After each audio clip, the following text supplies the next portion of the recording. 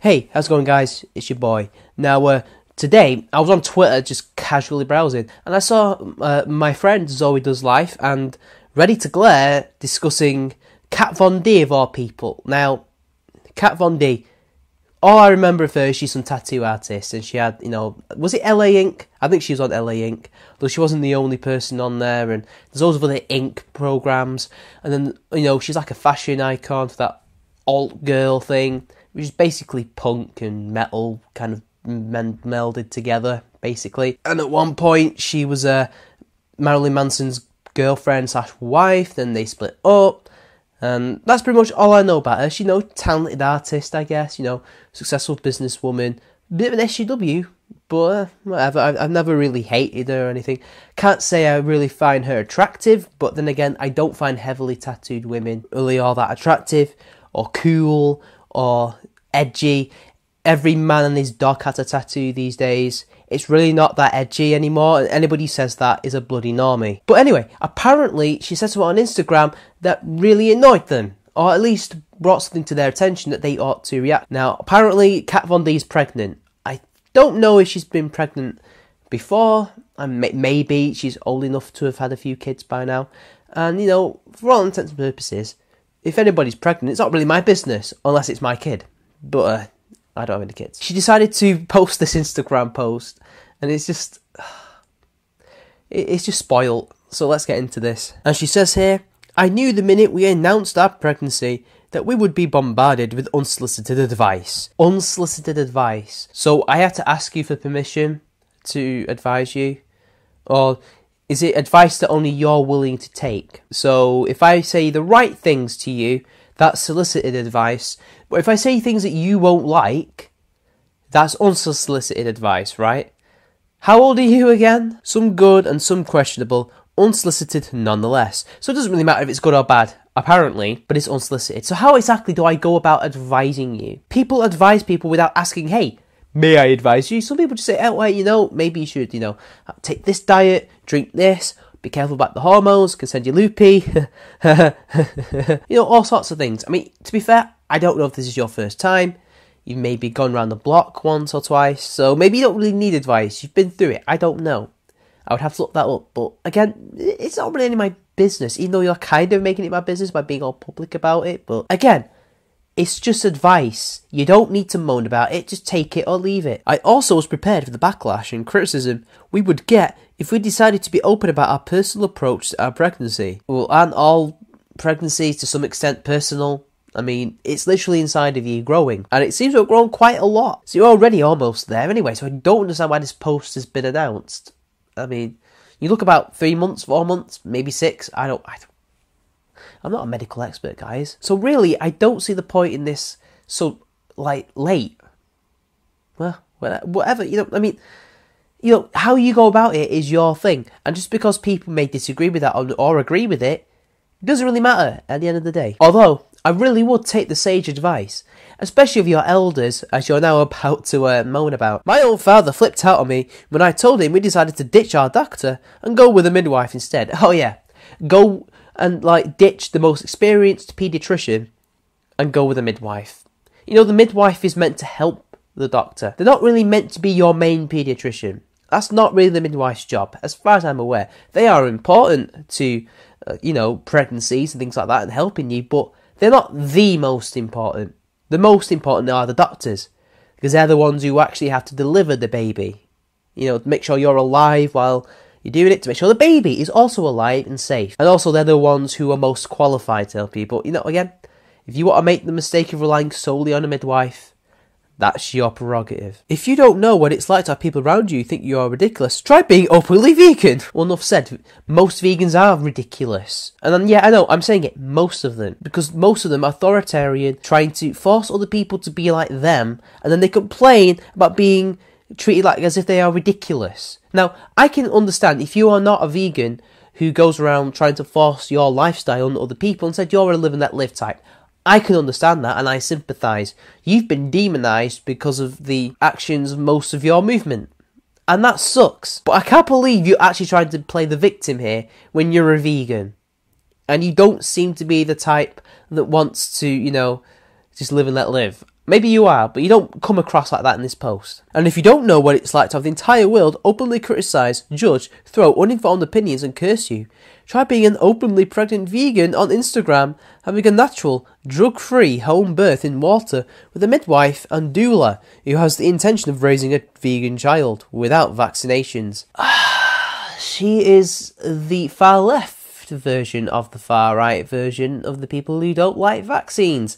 It's amazing how much overlap there is when it comes to vaccinations. I mean, you know, don't come crying to me when your kid gets measles.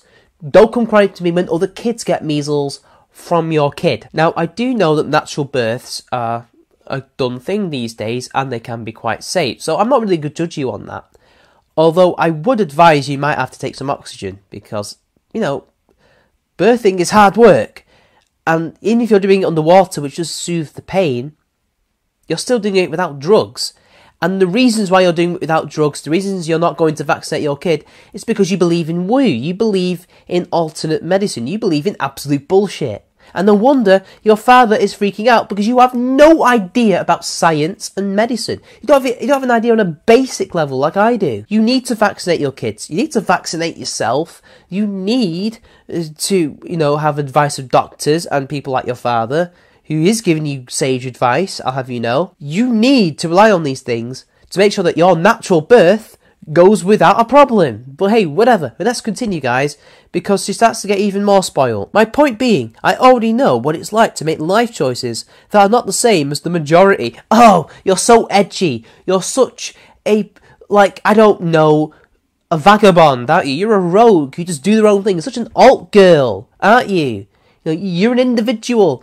It's not like you're doing what other fucking idiots in California have done, which is not vaccinate the kids, pretend to be natural, go vegan, and criticise other people for their own natural lifestyles. Like, for example, maybe hunting for their own food, or moving out to the country and farming, rather than, you know, buying it from, I don't know, fucking Waitrose, or, like, organic food store or whatever. I know you don't have Waitrose in America, but think of the most poshest, most upmarket grocery supermarket, like say like a really rich Walmart. Just because you have loads of tattoos, because you're like this fashion icon for some metalheads and punk chicks and what have you, doesn't mean that you're this edgy, that you really aren't. And all I can say is, none of this makes you a victim. Just because you're a vegan, just because you're pregnant, doesn't make you a victim of anything. You're not a victim of anything. People are just trying to help you because they see that you're being an absolute idiot. So your negative comments are not going to influence my choices. Actual research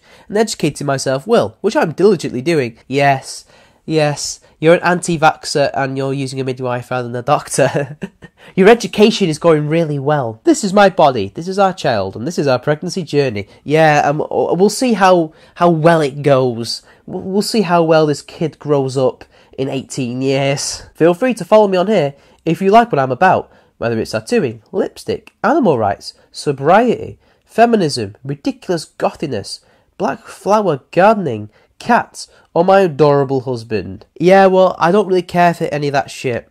And to be honest, what you're really saying is, please do follow me when you agree with everything that I say, reaffirm my biases, and create this echo chamber. That's what you want. You want an echo chamber.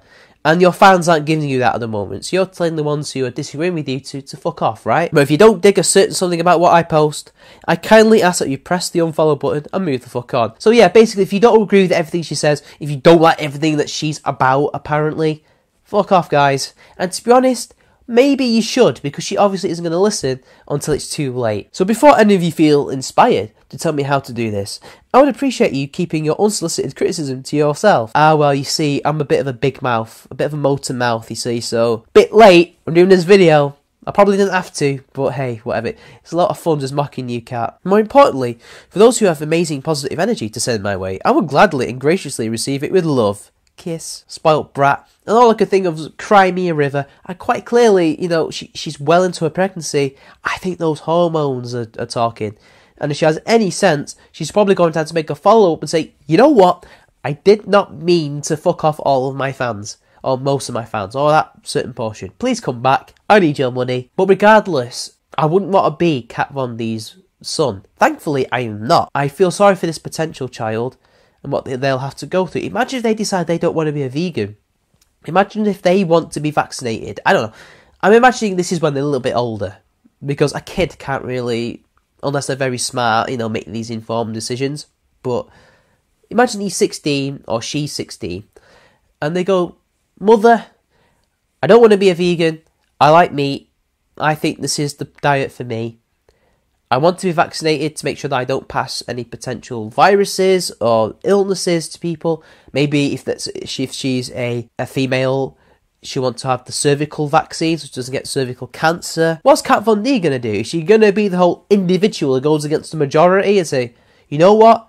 I disagree with you, my daughter or my son, but do it. Make your own path"? Or is she going to stop her child from doing this, to walk their own path and trying to make her conform? Because as we know with these so-called individual subcultures like punk, the alternative scene, not really the metal scene, really, because that's quite a diverse scene in many ways. There are different kinds of metalheads, and even then, it's not really that conformist anyway, because again, different subgenres have different types of people, and there's people who float around all of them. They're actually quite conformist. Punk especially. And to be honest, I see the latter occurring, unless she's a really good mother. But I don't know. I don't know Kat Von D. I don't know her husband. So anyway, that's my take on this. So until next time, guys, it's been your boy, and I'll see you later.